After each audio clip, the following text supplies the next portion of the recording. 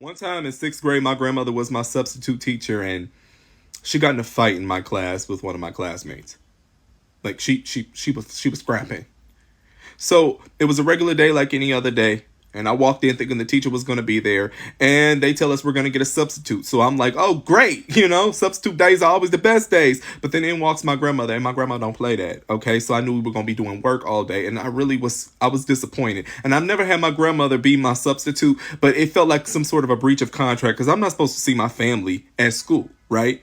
And I slide down to the floor as soon as she comes in. Because I'm like, she don't know this is my class. I don't want her to see me. But then she looks around at every individual person and she looks at me and she says, I know you. Like, she's just so happy and excited and chipper to see me.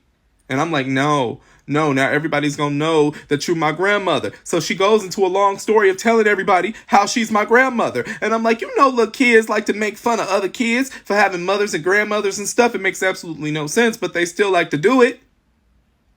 So then my grandmother come from the old school as a teacher. And she tried to make us do all the work. And there was this little boy. He was a little hood rat. And he just refused to do the work. And so he picked up a piece of chalk and he threw it at her and it almost hit her in the eye. And before I could even react, she walked over to him and started beating him in his back. Beating him several times, telling him, don't play with me like that. So they took him out of the classroom and she finished the day.